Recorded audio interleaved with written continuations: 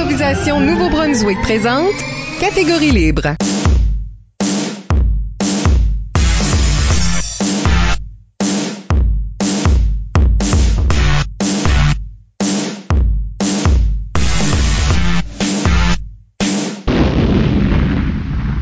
Bienvenue à Catégorie libre, l'émission qui vise à enregistrer des entretiens avec les improvisateurs et improvisatrices du Nouveau-Brunswick pour faire un survol de leur carrière et de leur démarche artistique, mais aussi débattre les grandes questions qui entourent le jeu de l'improvisation. Au microphone, Michel Albert, et à mes côtés, ma co-animatrice, Isabelle Gauguin. Allô! Catégorie libre est une production d'improvisation Nouveau-Brunswick que vous pouvez écouter version podcast sur iTunes ou YouTube. Notre invité aujourd'hui est Joëlle Martin. En effet, Joëlle joue d'abord pour la Cité des Jeunes AM Sormani d'Edmundston avant de se joindre à la Liloma à l'UMCE, pendant quel temps elle est assistante entraîneur à sa vieille équipe. Puis devient membre de la Ligue d'improvisation du Centre universitaire de Moncton, la LICUM, une fois arrivée à ce campus universitaire et fait partie de son équipe étoile un an, en 2011. Par après, elle s'adonne à son jeu ici et là, soit comme officielle dans des tournois secondaires, à la LIC, à la CHIAC, aux Zèbres d'or depuis le début, son équipe est présentement championne en titre, au match des anciens de la LICUM et comme membre de l'Imprévu, une jeune ligue civile à Moncton. Comme directrice générale des Jeux de la francophonie canadienne 2017, elle s'est assurée que la discipline d'impro serait bien traitée. On aura l'occasion d'en parler. Joëlle Martin, bienvenue à l'émission. Merci de me recevoir. Merci d'être ici. On parlera avec Joëlle de sa carrière et de sa démarche artistique d'abord et dans la deuxième moitié de l'émission, de l'intégration de volets d'improvisation dans des événements d'envergure comme des jeux. Avant d'aller beaucoup plus loin, n'oubliez pas d'utiliser le hashtag ou mot-clic Catégorie libre pour réagir à l'émission pendant que vous l'écoutez. Plusieurs d'entre vous ont déjà participé en nous suggérant des questions. Nous les utiliserons tout le long de l'émission. Alors Joëlle, on commence comme on commence toujours. Oui. Comment tu as commencé à faire de l'improvisation? Ben, la première fois que j'ai été initiée à de l'improvisation, c'était par un genre de stagiaire québécois qui était à mon école primaire, puis qui tripait probablement sur de l'impro au cégep, qui a décidé que c'était une bonne idée de faire de l'impro avec des 5e années. C'était plus ou moins une bonne idée, mais c'est là la première fois où j'ai goûté à de l'impro ou touché à de l'impro en vrai, parce que je l'avais déjà vu à la télévision justement à la LNI. Fait que c'est ça ma première fois, là, si on veut, que je me souviens, là. Ben tu dis plus ou moins bonne idée. Aujourd'hui, on a des 5e années qui... Aujourd'hui, c'est une bonne idée. Dans ce temps-là, avec quelqu'un qui a jamais fait d'impro de sa vie, il nous a installés dans la cafétéria, les profs étaient comme « Qu'est-ce qu'ils font? C'est pas du théâtre, c'est comme... Ça commence à être vulgaire puis violent, c'est des 5e années. » Maintenant, c'est beaucoup plus encadré, puis je pense que à ce jour, c'est une bonne idée, mais dans ce temps-là, plus ou moins. Fait que tu y goûtes. Oui, j'y goûte. Au secondaire, c'est Michel Edoux qui est venu me chercher, parce que j'avais pas fait l'équipe de ballet jazz. Il y a une équipe de ballet jazz. Qu'est-ce qu'il fait? Edoux va juste comme, hey, y-tu... Ouais, je pense que Edoux... Y a-tu du monde que vous avez pas pris en lutte cette année? Ouais, c'est ça. Il a juste coaché les joueurs d'ailleurs. En fait, il m'enseignait la géo. Fait que c'est pour ça. Puis aussi, il avait enseigné à Rivière, Michel Edoux. Ah oui? Pendant cette époque où il y avait peut-être de l'impro en 5e année, Michel Edoux enseignait les plus hauts grades à l'école. Okay. Puis je pense qu'il se souvenait que j'aimais beaucoup ça, là, quand on faisait de l'impro à petite école. Puis il se souvenait de moi, puis moi je savais que lui faisait de l'impro, for some reason. C'est tout flou dans ma tête, ça. Mais quand j'étais en 9e année, j'étais comme « Ah, nice, Michel Edoux va m'enseigner, puis lui, il fait de l'impro. » Mais je voulais être dans le ballet jazz plus que dans l'impro. Je sais pas pourquoi, pour être cool. Pour fitter in. Je danse pas. J'ai jamais dansé de ma vie. Ok, non. Jamais. Mais j'étais aux auditions. J'ai rien fait. J'ai resté là. J'ai essayé de faire les moves, mais j'ai pas fait l'équipe. Puis après ça, Edoux en cours de géo, à la fin, il m'a commencé à dire « Hey, pratique mardi, jeudi, reste après l'école. » Puis c'est de même que ça a commencé. Pour de vrai au secondaire. Okay. À chaque semaine, là, tu sais, régulièrement. Ben justement, t'as parlé de Michel Edoux. Ben Michael Plourde te demande, durant ton séjour à la CDJ, Michel Edoux a quitté son poste de prof responsable, son sabbatique d'une couple d'années, là, en 2006 à 2011. Est-ce que ça a été difficile pour toi? T'as-tu comme recommencé à nouveau? Ouais, c'était mon premier heartbreak. Parce que lui, il est allé te chercher, oui. Il devient ton mentor. Ah, définitivement. Surtout que Michel aimait comme prendre ses joueurs de la 9e année puis les coacher jusqu'à temps qu'ils soient des capitaines à la fin. Puis je pense que je me sentais comme si j'avais ce potentiel-là puis je voulais. Puis j'ai senti comme s'il m'a juste laissé. Il m'a laissé tomber. Ça fait qu'en quelle année que t'étais quand il est parti? La fin de la 10e année. Puis là, en 11e, on s'est cherché un coach, puis je comprends que Michel Ledoux avait besoin d'un break, là, ça c'est... Puis là, je suis Il l'a fait longtemps. Là. C'est ça. Puis je suis vraiment over it, là. Si Michel t'écoute ça, je t'aime beaucoup, là. Mais pour de vrai, à ce moment-là, j'étais dévastée. Mais en même temps, ça m'a permis de... Puis j'avais comme pas mal de leadership à ce moment-là et tout. J'étais comme, qui que j'aimerais qui me coach? Puis moi, je tripais sur Francis Thériault. C'était mon idole. Moi, j'avais numéro 8 parce que Francis avait numéro 8. Okay. Puis c'était vraiment lui que je lookais up to, là. Puis lui, il était déjà gradué ou non? Oui, il avait déjà gradué. Il est plus vieux, c'est ça, d'une couple d'années. Puis j'ai demandé à Francis s'il pouvait venir nous coacher. Puis là, ça donnait pas. Il était pas dans la région. Puis là, il y a quelqu'un qui m'a dit, je pense que c'est peut-être même Michael Plourde qui m'a dit comme « Hey, connais-tu Bébert? » J'étais comme « Non, je connais pas Bébert. » Puis là, finalement, il m'a dit « Ben oui, il travaille à CFAI, il a déjà, tu sais, passé dans le réseau, puis tout ça. » Fait que là, on a été chercher Bébert pour nous coacher, mais comme entre-temps, Bobble nous a donné un petit coup de main, puis comme Francis a déjà venu quand il était dans la région, il nous donnait un coup de main, mais on n'avait pas de coach nécessairement jusqu'à temps que Bébert, en ma 12e année, nous a coachés. On parle d'Alexandre Hébert, de son Hébert. vrai nom. C'est ça. Qui a joué dans l'ICUM, si je vous donne un contexte aux gens, là, parce que c'est un has-been. On l'entend à l'émission de temps en temps parce qu'il pose des questions souvent ridicules aux participants. Mais c'est ce genre de personne-là aussi. Là. Tu sais, là, il venait de Drummondville. Il venait de Drummondville, il est venu à l'ICUM ici, il s'est réétabli à Edmundston. Comment est-ce que c'était ça avec... Bébert? Ouais, comment est-ce que tu compares comme Ledoux qui est peut-être une comme une institution. Une star de coaching, tu sais là. Ben tu sais comme Bébert me disait qu'il avait fait la licume pis tout ça, puis la première fois je le croyais pas. Parce que dans le fond comme tu sais ben je sais pas si c'était moi la fin de ma génération qui était comme ça ou c'est encore comme ça aujourd'hui, je suis pas certaine, mais on regardait vraiment la licume puis on aspirait à cette ligue-là. Puis on regardait les joueurs qui étaient là présentement comme des idoles. Puis tout ce monde-là, à cette heure, c'est mes amis, puis j'ai la misère à comme même croire ça. Mais quand j'étais à Polyvalente, je printais les cartes de la licume, je les mettais dans mon agenda, je me faisais une équipe étoile. Je les ai jamais vus jouer, là. C'était vraiment juste basé sur leurs cartes, puis je les voyais, non, c'est pas vrai, je les voyais dans les tournois de qualification, puis au Gougoun. Quand Bébert est arrivé, ben... J'étais comme, t'es qui, toi? Puis... Mais finalement, on a vraiment développé une bonne relation, parce que Bébert était comme notre coach ami, puis quand on arrivait dans un tournoi, tout le monde connaissait Bébert, c'était comme, ah, c'est le fun que t'es back, tu sais, puis tout ça. Puis on a développé une relation de confiance, puis ça a pas été un mauvais coach. Moi, je trouve que, comme Edu, c'était un coach vraiment strict, il nous donnait des devoirs, il nous donnait, tu sais, il y avait vraiment beaucoup de pédagogie, c'était un prof, là, tu sais. Ouais. Puis Bébert, ben, c'était vraiment plus comme un « je vais vous donner confiance en vous ». Comme Edu, il allait nous donner un coup de pad par la tête, puis comme si qu'on faisait quelque chose de mal, mais Bébert allait nous donner comme une tape dans le dos, puis vraiment plus nous encourager, puis il m'a vraiment donné beaucoup de confiance en moi-même, puis en fait, j'ai jamais remercié pour ça, mais merci Bébert, tu m'as donné beaucoup confiance en moi en impro. Mais toi aussi, t'as donné un coup de main en termes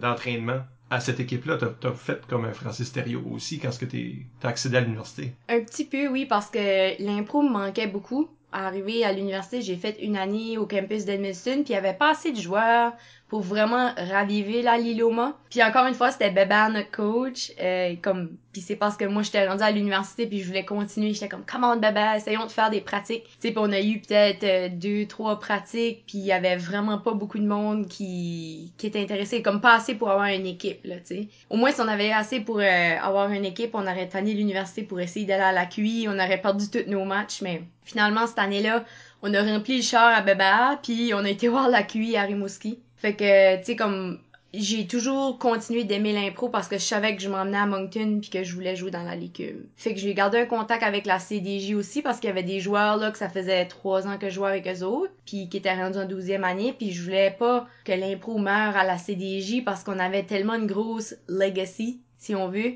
Puis dans notre local d'impro, toutes les banderoles sont attachées au mur, puis on a gagné comme 13 gougounes, puis on était fiers là, de jouer à la CDJ. Ah, je sais pas c'est quoi. Ok. Juste faire sûr qu'on dit les bons chiffres. Ah, désolé, il y avait beaucoup de bannières. Les premières 7, puis t'as 2 autres après ça, par ton temps. 9, ouais, à peu près. Ben, juste le fait Je que pense. vous avez un local d'impro, Ah oui, ça, ça, c'est cool. ça démontre que vous avez une grosse legacy puis que l'école était comme, ok, oui, vous gagnez enough pour... Ouais, le monde appelait ça le local d'impro, tu sais. Puis c'est comme quand même une salle correcte, là, pour aller voir de l'impro. Ouais, Puis c'est comme en plongée, là. c'est ça, un amphithéâtre. C'est pas une salle de classe avec des pupitres dans les coins, là, tu sais. Oui, puis ça a toujours été là, comme... C'était là même avant qu'il y ait des bandes. Ouais. Nous autres, on trouvait, en tout cas, on réalisait pas comment chanceux qu'on était parce qu'à ce moment-là, on se lamentait qu'il y avait pas de chaises dans l'amphithéâtre, là. Mhm. Mais vraiment, on était chanceux, ouais. Puis je voulais pas que ça se perde, mettons, la fierté de l'improvisation à la CDJ, juste parce que Michel Ledoux était plus là, tu sais. Ça fait que je continuais d'y aller sur les heures de midi, puis des fois les pratiques les soirs. Mais Même quand en si plus, j'étais à c'est juste à l'université. côté, de toute façon. C'est côte à côte, ouais. C'est une petite marche. Comment tu trouvais cette expérience-là d'être comme un petit peu un entraîneur? Ah, j'étais pas prête. Non. Je pense pas que j'avais nécessairement comme toute la maturité puis la sagesse pour coacher, mais je savais que c'était mieux que rien, tu sais. J'allais runner des pratiques que Edu nous runait, tu sais, quand j'étais en 9e année, puis j'essayais de leur donner un petit peu plus de devoirs sur comme aller observer des personnages dans la vraie vie, puis faites de la lecture ou basez-vous sur des faits réels, essayez de construire des histoires, c'est tout vraiment de base, là. Je pense que c'est parce qu'il y avait pas une grande culture de passation de l'information ou de même comment runner une pratique dans ce temps-là. Puis là, c'est beaucoup plus structuré. Puis je pense que c'est un lien avec le sujet qu'on va traiter aujourd'hui, en fait. Puis ça me rend Les heureuse. niveaux de... c'est pas quelque chose qui t'a intéressé plus tard, de peut-être devenir entraîneur? Un peu, mais j'avais comme... Là, à ce moment-là, j'ai diversifié mes intérêts, puis j'ai commencé à être impliquée dans plein d'autres choses, puis peut-être trop d'autres choses. Mais comme arrivé à l'université, moi, l'impro, comme, était plus nécessairement le numéro 1, comme qui était à Polyvalente. C'est devenu comme une autre chose que je fais, parmi plein d'autres. Oui, parce que t'as fait de la politique étudiante, t'as fait du média étudiant, Mhm. j'en passe sûrement, là. Oui, oui. Mais est-ce que t'as fait du ballet jazz? Non, jamais. Oh, Non, il y a encore du temps. Il est peut-être pas trop tard. le bucket list là survit. Ouais. Mais parlons de la LICUM. Mhm. Est-ce que c'était à la hauteur de tes... tu sais, là, De mes attentes? de ton crush adolescent? Oh non! Vraiment pas! Ah, c'est triste à dire. C'est que je pense que je suis dans l'année 2 de la phase 2, là. Je suis arrivée, il y avait eu phase 2, année 1. C'est tout du monde que je connaissais, que j'avais joué avec au secondaire. Puis eux autres étaient déjà des capitaines. Puis je me disais, qu'est-ce qui se passe? Comme, Ouais, tous Où les, sont- tous les vétérans étaient partis. oui, comme, où est Caroline McNally? Où est Elisa Mel? Où est Étienne Boivin? Où est Sylvain Ward? Où est Rémi Goupil? Fallait T'es que pas tu le obligé de dises. mettre ça. Fallait que tu le dises, là, parce que...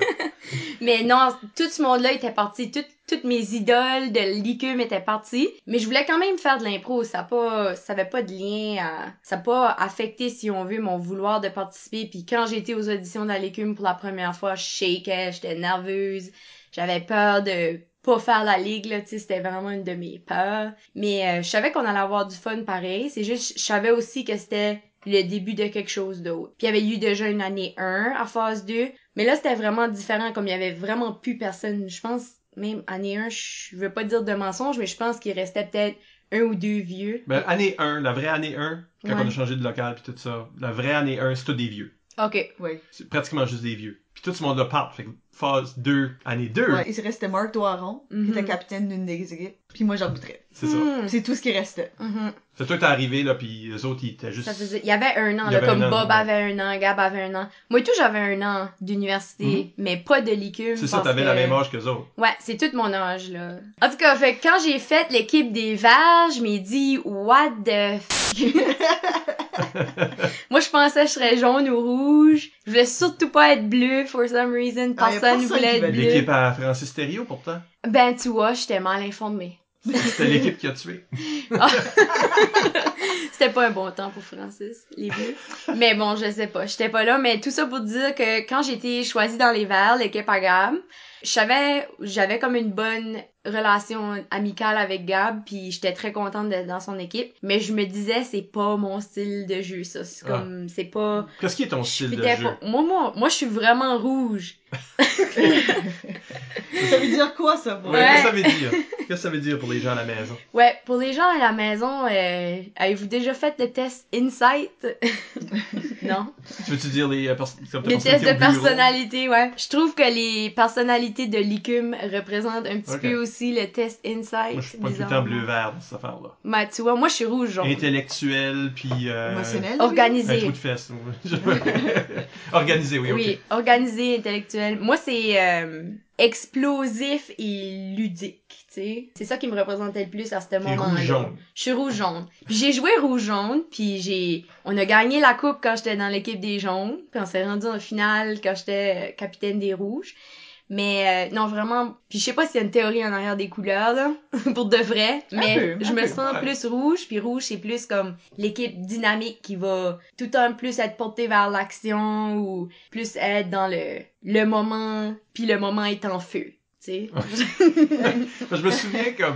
Je me souviens de parler avec toi à ce moment-là, quand c'était l'équimienne, Mhm. puis que tu me diras si c'est vrai ou si ça restait vrai, parce que évidemment t'as évolué comme personne et comme joueuse, Ouais. que t'étais plus intéressé par l'histoire, pas les jokes, pas de seulement faire des personnages, mais qu'il y ait de l'action, puis de l'action. Comme t'étais tout le temps dans des impros, je me souviens, qui étaient aventurières. Mhm. C'est épique, là. Des personnages qui vont en quelque part. Ouais, c'est ça. Fantastique, science-fiction, Je- super-héros. S'il y a quelqu'un assis sur un dragon, c'est Joël. Ouais, ben, probablement. C'est comme une affaire de même. Ouais, je pense que c'est encore, ben, je suis encore un petit peu comme ça. Puis je pense que ça que je t'ai dit là, c'était pas faux à cette époque-là. Puis c'est encore pas faux aujourd'hui. Mais j'ai appris, disons, qu'il y avait pas juste l'histoire, tu sais. Puis maintenant, à ce jour, pour moi, l'environnement puis la construction puis comment tu t'assumes dans l'environnement, c'est plus important que d'être assis sur un dragon. À ce moment-ci, Mais si mais je jamais... suis beaucoup plus mature. si Mais jamais il y a un si j'ai dragon, c'est besoin, correct. ben oui, c'est correct. Si le dragon est dans l'environnement, ben je vais l'assumer, tu sais. Mais oui, à ce moment-là, j'étais vraiment plus pour moi comme c'est ça que j'aimais voir quand j'étais dans le public parce que je me mets souvent à la place de comme qu'est-ce que j'aimerais voir là, quand je vais jouer. À ce moment-là, je voulais voir des aventures parce que c'est ça qui me gardait comme accroché jusqu'à la fin de l'impro, tu sais. Pour moi, juste un moment banal, c'était peut-être plus plate. Mais puis aujourd'hui, tu sais, ça a évolué. Moi, j'ai toujours vu comme une joueuse qui faisait souvent pas les rôles traditionnels féminins. Mm. Est-ce que c'était quelque chose que tu activement travaillais dessus ou ça a juste tombé de même? Je faisais pas exprès, mais mon subconscient savait ce qu'il faisait. Je restais vraie à moi-même, là, je pense. Puis je pense que c'est pour ça que j'ai jamais fait de rôle féminin traditionnel, parce que je me vois pas comme une femme traditionnelle, whatsoever. C'est une bonne approche, là. Faut être soi, là, c'est ça que les gens viennent voir. On peut-tu parler d'une couple de moments aigres pendant ta carrière universitaire? Oui, on peut. Moi, je tiens pas beaucoup de rancune. J'ai une rancune en impro. C'est l'année que j'ai pas fait l'équipe étoile. OK. La QI en 2010 était à Moncton. Le processus de sélection pour l'équipe étoile était les 12. Il y avait 2 personnes qui allaient être coupées. C'est moi et Gabriel Robichaud qui ont été coupés. Puis ça, j'ai jamais get over ça. Ça, c'était mon deuxième plus gros heartbreak après que Michel Edoux ait quitté l'impro pendant que j'étais joueuse. Puis c'était vraiment, vraiment, vraiment heartbreaking parce que moi, l'impro, être dans l'équipe étoile, c'est quelque chose que j'aspirais depuis le secondaire. Puis les 12, c'était un gros processus de sélection parce que ça demandait beaucoup d'implication, puis il fallait que tu sois impliqué, puis il fallait que tu mettes du temps à l'extérieur de ça, puis moi, j'avais d'autres priorités. Puis j'ai été honnête, puis je l'ai dit... Il fallait qu'on lise un livre. J'ai dit, j'ai pas lu le livre. J'ai lu en diagonale, tu sais, l'histoire. Puis je suis sûre que c'est un bon livre, mais j'ai pas le temps de lire le livre. Puis j'ai été honnête à la pratique parce que j'ai été appris que l'honnêteté, ça paye dans la vie. Mais je pense que ça a vraiment pas payé. Pas ce fois-là. Pas cette fois-là. Puis après ça, quand j'en parlais, tu sais, parce que quand j'ai demandé, tu sais, pourquoi j'ai pas fait l'équipe étoile, ils m'ont dit, une des raisons, c'est parce que t'as pas lu le livre, tu sais, comme, tu cares pas. Tu cares pas à propos de l'impro, t'aurais lu le livre si t'aurais carré. Puis tu sais, j'ai parlé aux autres mondes qui ont fait l'équipe étoile cette année-là, puis personne n'avait lu le livre, là. So, je suis encore piste! Puis c'est comme une Ils ont grosse... juste jamais dit. Ben, c'est une grosse leçon de comme la vie est pas fair. C'était une leçon comme ça dans ce genre-là, puis mais à ça, tu sais, j'ai accepté. Puis c'est ma seule rancune que j'ai envers l'impro, c'est que j'aurais pu faire l'équipe étoile 2 fois, ben je l'ai juste fait une fois. Comment est-ce que c'était cette une fois-là? J'étais comme encore bitter de l'année d'avant, ça fait que c'était comme pas à la hauteur de mes attentes. OK. J'avais trop Sherbrooke? Ouais, à Sherbrooke, Ok. puis je l'avais vraiment hypé là, tu sais, parce que ça faisait 10 ans que je voulais aller à la QI. Puis en plus, t'avais été voir une QI quand c'était plus jeune. J'avais été voir plusieurs QI, Même quand j'étais plus jeune, elle a-tu pas venu à Edmundston en 2002. Oui, l'année du Richard Terrien? Non, ça c'était pas la même année. Ça se peut qu'on s'est dans la Il y a Edmundston eu- plus qu'une fois dans l'année. Mais Ouais, en tout cas, à c'est chaque l'année fois... que la LIA est née, pour sûr, suite à ça. Ben, j'écoutais la LIA religieusement à la télévision aussi, puis Bon. en tout cas, j'ai mangé de l'impro pour vraiment longtemps, puis le fait de pas faire l'équipe cette année-là, c'est comme vraiment ma seule crotte sur le cœur que j'ai de l'impro. Puis quand j'arrivais à Sherbrooke, ben je m'ai dit comme finalement, je sais pas, finalement, c'est à la hauteur de mes attentes, je l'avais trop hypé. Mais à cette heure que je regarde, tu sais, à cette QI-là, il y avait Catherine Levac qui a gagné la QI, tu sais, puis je la vois faire son métier d'humoriste à cette heure, puis je me dis comme, cool, j'ai joué de l'impro avec elle. Puis je me souviens, mais... Mais c'est ce temps-là que tu réalises un petit peu comme peut-être le calibre qui était là. Comme tu sais, une rétrospect, quand tu les vois être des figures publiques plus tard, tu fais comme ouais! Ouais, je me souviens de toi, sous au bar. Après l'université, dans une conversation au préalable, tu es en train de faire ta bio, là, Ouais. tu t'es appelé une genre de bouche-trou. Ouais, Ou... assumé, là.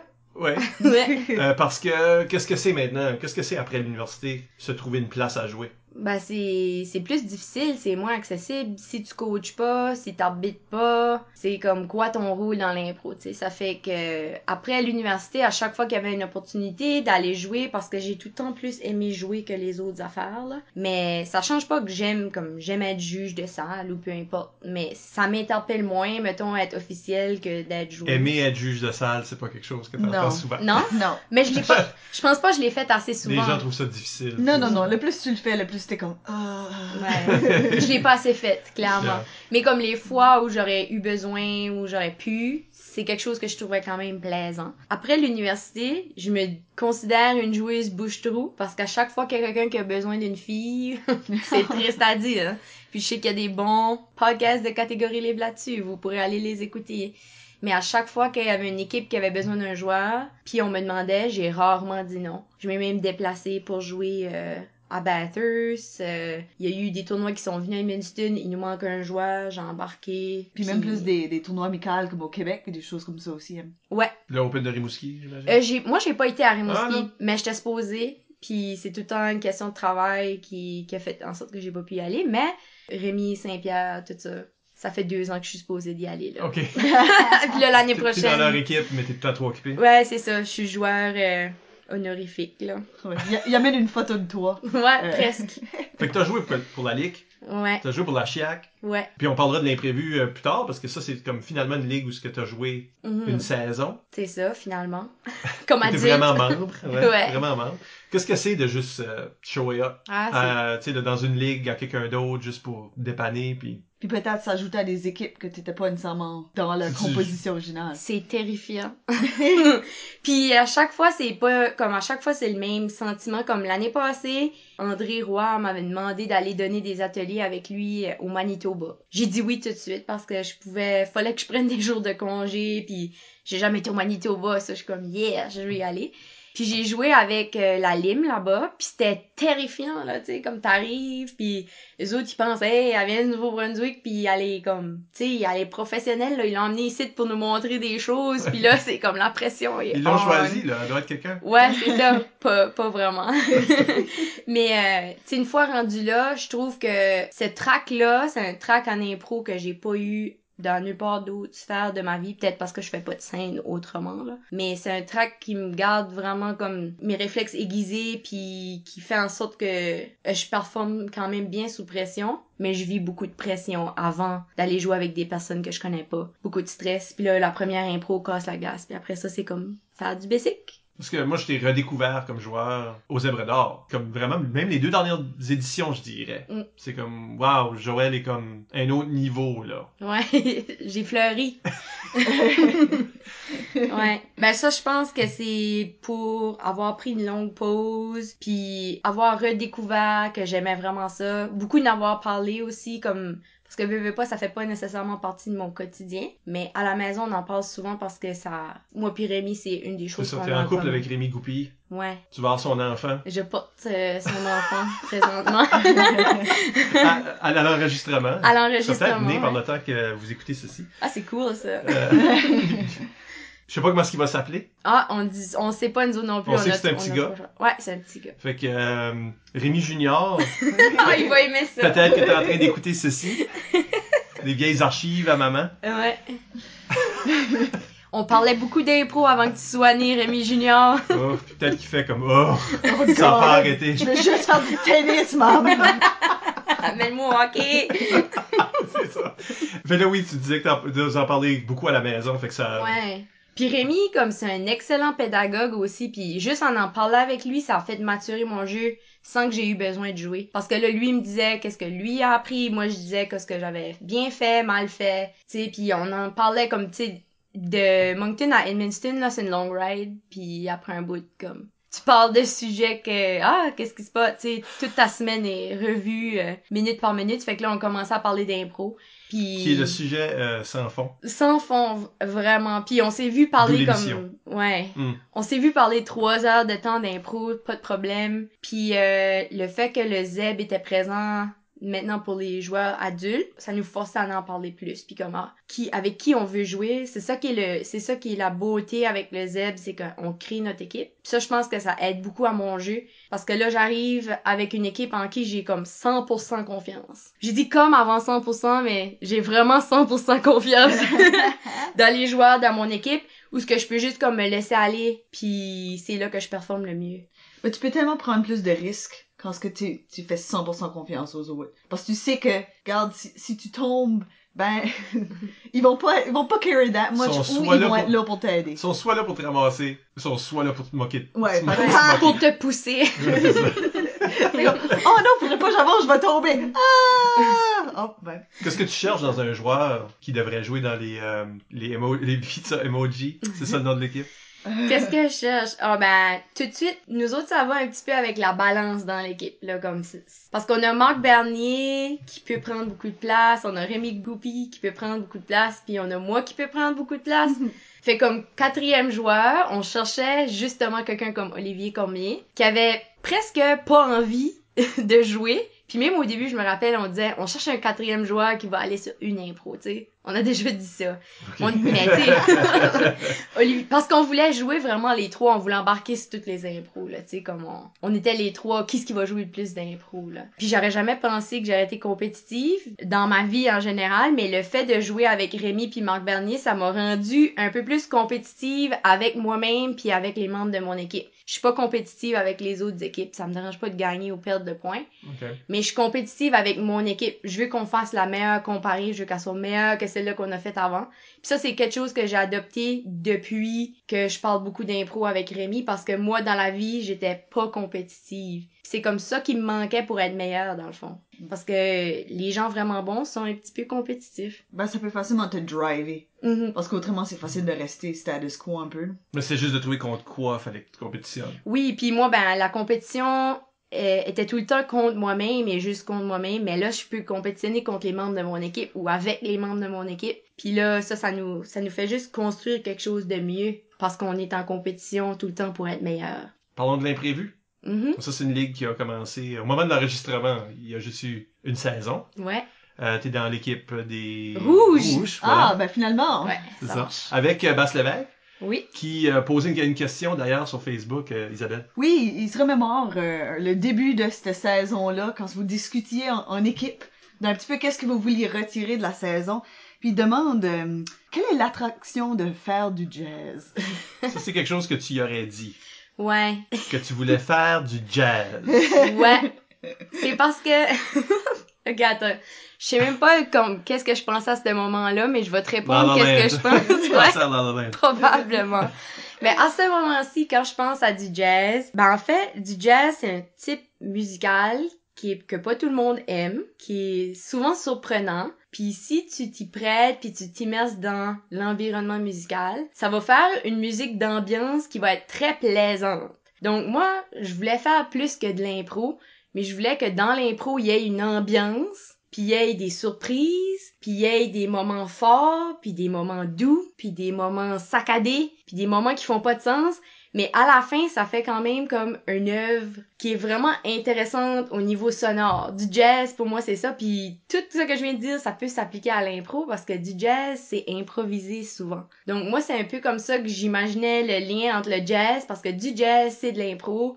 Puis de l'impro, ça peut aussi être du jazz. Puis quand t'écoutes une impro, quand tu joues une impro, puis c'était du jazz, tu le sais. Comme à la fin, là, de l'impro, quand ce que l'arbitre siffle, t'es comme, man, ça c'était du jazz. Comme, feels good, là. Vraiment, ça feel vraiment bien de faire du jazz. Puis probablement que j'ai dit ça parce que, justement, dernièrement, ou même cet été, je commençais à développer vraiment un intérêt grandissant, bizarrement, pour la musique d'ambiance. C'est ça qui est ma musique préférée maintenant, c'est la musique improvisée d'ambiance, surtout du jazz. Puis penses-tu que mission accomplie ou comme tu sais c'est un idéal d'impro mais Ah, je pense que oui, je pense qu'on a fait du jazz. Je pense que moi j'essaye de faire du jazz le plus que je peux.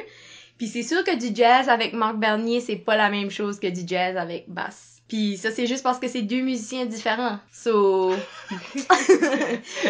c'est ça. Fait que c'est possible de faire du jazz avec n'importe qui, mais le jazz fait maintenant beaucoup partie de mon jeu puis qu'est-ce que moi je voudrais voir aussi comme public. So, quand je suis dans le public, je cherche pour des moments jazzy puis où ce que c'est un peu magique puis l'environnement est tellement bon, l'environnement sonore est tellement bon. Je parle pas juste de la projection là, mais je parle de comme tout qu'est-ce qui va dans l'impro, même si ça a pas rapport, même si c'est des notes différentes puis saccadées. À la fin, ça fait comme un œuvre. Puis c'est ça que à quoi ça ouais c'est comme moi j'ai mon idée de qu'est-ce que ça veut dire là. Mais à quoi ça ressemble comme je suis en train d'écouter ça là, je suis une personne haute en train d'écouter ça puis je fais comme allez high. qu'est-ce que ça veut dire au juste à quoi ça ressemblerait une impro qui comme ça c'est quoi les qualités d'une impro qui est du jazz ouais. Ben c'est une impro où le public peut s'immerser complètement dans l'improvisation. Ou même si on est dans l'espace en train de chasser des alien cowboys, ça fait vraiment du sens puis tu y crois. Okay. Puis t'es dedans. Tu sais, il y a des péripéties, mais peut-être pas nécessairement ça n'a pas besoin d'être des grosses péripéties, mais ça peut juste être des turning of events qui font en sorte que c'est clever, ça te fait réfléchir. L'impro finit puis tu te sens satisfait, là, tu sais, ça t'a permis de te divertir à la fin. Moi, l'aspect de ce côté jazz-là que je trouve intéressant, c'est comme le côté plus... C'est pas vraiment le bon mot, mais comme le côté comme émotionnel zen de la chose. Ou est-ce que c'est about moi je fais ça, toi tu fais ça, puis c'est à votre combiner, comme on dirait l'énergie de tout le monde, pareil comme tout le monde joue un différent instrument, puis tu sais là tout le monde joue un petit peu quelque chose de différent, mais ensemble tu fais comme ah toi tu vas faire ça, ok si toi tu fais ça, moi je joue ceci. Ah ok vous allez faire ça, moi je rentre avec ma trompette comme ceci. On dirait qu'il y a comme un feeling pas de... l'idée préconçue qui viennent c'est comme ça, déranger. Ouais. Il y a comme une collaboration très organique qui vient avec ça, ou est-ce qu'on dirait les idées juste se présentent, puis on embarque dessus, puis tout le monde fait comme ok, tu viens de changer ton beat un petit peu, moi je m'ajuste comme c'est, puis ça arrête pas d'être intéressant, c'est juste très comme organique puis smooth. Ben, je pense que c'est vraiment une bonne manière de le décrire, la manière que tu le décris, puis aussi ça revient tout aussi à la confiance que tu as aux joueurs dans ton équipe. Puis si tu fais confiance à tes autres musiciens, ben vous allez faire une bonne pièce parce que vous allez vous écouter comme dans du jazz, dans l'improvisation. Les 7 piliers de l'improvisation pourraient s'appliquer au jazz. C'est juste pour jazz, deuxième jazz. C'est ça. Mais je pense que Isabelle l'a vraiment bien décrit, que c'est vraiment comme une question d'échange aussi puis de partage là, ouais. En tant que joueur. Je sais que ce que tu veux dire ou ce que tu sais tu joues des impros puis le monde font après comme c'était pratiqué ça. Ouais.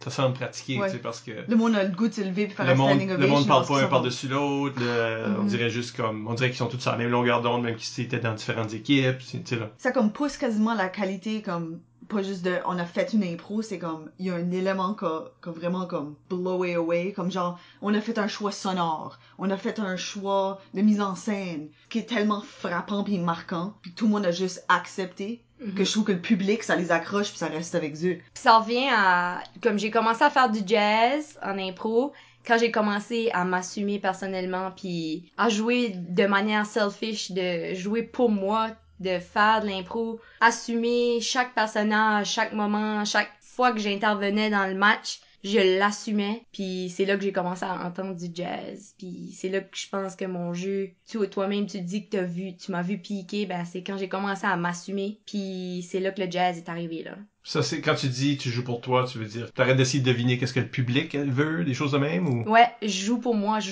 qu'est-ce que moi je veux voir. Je joue pas pour qu'est-ce que le public veut voir. Je joue pour Joël est dans la salle, puis elle veut voir quelque chose de bon. Fait que joue pour toi, tu sais, puis fais-toi plaisir comme joueur, qu'est-ce que t'aimes faire? Puis j'ai réalisé que j'aimais faire du jazz. C'est là que j'ai comme un peu découvert le jazz, j'ai pas fait exprès, là, ça a juste arrivé quand j'ai commencé à arrêter de penser qu'est-ce que je vais faire pour faire plaisir au public. J'ai commencé à penser qu'est-ce que je vais faire pour faire plaisir à moi. Puis pour me faire plaisir, faut que je joue vrai, faut que je m'assume, faut que moi, Joël, comme public, croit à qu'est-ce qui se passe. Donc il faut que Joël, la joueuse, joue pour de vrai. Puis Charme, wow. Joël, le public. le spectatrice. Ouais, mais quand je me mets dans les deux personnages, là, comme le public et le joueur, c'est juste pour exprimer que je joue pas pour personne d'autre que moi. Puis là, tranquillement, quand je développe une chimie, ben là, je joue aussi pour mes coéquipiers. Comment je peux faire shiner lui, comment... Puis c'est bizarre parce que c'est tourné vers le jeu, puis comme avant, ça aurait été tourné vers le qu'est-ce que le public veut, le bon spectacle, blablabla.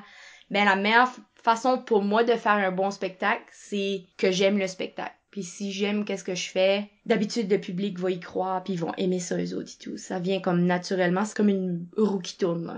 Le fou la poule, je sais pas. Si on regarde du début de la carrière à la fin, au moins Star, t'as réussi à faire le jazz pour du ballet jazz.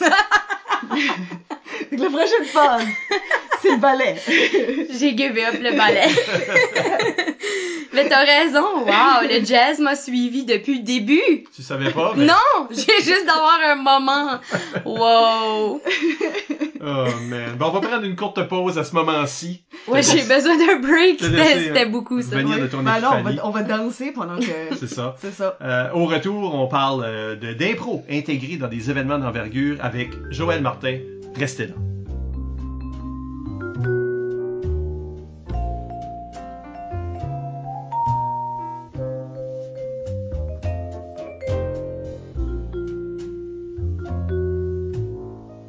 On est de retour avec Joël Martin. On parle d'intégration, d'improvisation, de volets d'improvisation dans des événements d'envergure. Joël, t'es encore avec nous? Oui, toujours là. Isabelle Gauguin, encore avec nous? Oui, en effet. Je suis Michel Albert et moi aussi, je suis à mes côtés. Joël, la raison pourquoi c'est toi qui parles de tout ceci, c'est que, comme on disait dans l'introduction de l'émission, tu as été directrice générale des Jeux de la francophonie canadienne 2017 à Moncton-Dieppe. Oui. Et il y a un volet improvisation intégré aux Jeux de la francophonie depuis les débuts. Oui. Depuis 1999, c'était à Memram Cook. Dans le volet culturel. C'est ça. Il y a un volet culturel. Des jeux multi. Ben ça, est-ce que les Jeux de la francophonie sont leaders dans ce site? Parce que les Jeux de l'Acadie ont juste intégré un volet culturel dans les derniers 3 ans. Est-ce que les Jeux de la francophonie canadienne sont comme pionniers? Historiquement, ne vous fiez pas à ce que je dis comme étant du cash, mais je pense que le concept des jeux multi incluant des volets étant plus que juste des sports, donc des arts et du leadership dans le cas des Jeux de la francophonie canadienne, c'est un concept pas mal révolutionnaire, pas mal néo-brunswickois, mais c'est ça, j'ai pas vu ça ailleurs dans d'autres jeux. Maintenant, il y a les Jeux de la francophonie internationale qu'on va parler un peu plus tard. Mais même là, je pense que le volet culturel de ces jeux-là est venu par la suite, puis encore une fois, est venu pas mal du Canada, puis c'est très unique en son genre. Cette manière de combiner plusieurs disciplines artistiques, sportives et autres dans un même événement. C'est très, à mon avis, FJCF. Mais je leur donne le crédit, mais je suis pas certaine historiquement si c'est réellement le cas. Ouais, parce que si ça vient de nous autres, les Jeux de la francophonie en 99, t'as peut-être bien que je m'assise avec Éric Larocque, qui était un des organisateurs à ce moment-là, où il était impliqué aussi. Il était jeune, il était président de la FGFN. Oui, c'est ça. Fait qu'il était dans l'organisation, si pas organisateur principal, puis maintenant, il y a ce rôle-là que t'avais pour les Jeux de la francophonie canadienne, il y a ce même rôle-là aux Jeux de la francophonie internationale. Peut-être je lui demandais comment est-ce que c'est, parce que on parle de ça, puis j'ai quasiment l'impression, je me demande comment important qu'est l'impro dans cette décision-là, en partant, parce que l'impro est un hybride, parce que l'impro, il y a une compétition, c'est déjà formulé comme des sports sont formulés. Donc, on pourrait aussi avoir un élément culturel parce que c'est facile. Et de cette idée-là, musique, théâtre, toutes les autres disciplines culturelles qui pourraient s'ajouter. Ça, je me demande si l'impro est comme le pont qui a rendu ça possible. Puis l'impro telle qu'on la connaît, l'impro match, est une idée canadienne. Est-ce que... J'ai pas de preuves, là. Moi, je dirais que ça, c'est probablement vrai. Pour avoir été dans des réunions puis des choses de même, parce que le monde, c'est l'art qui est plus facile à comprendre pour une personne sportive. Parce que beaucoup des principes de structure sont tellement sportifs que le monde peut plus s'imaginer qu'est-ce serait l'air.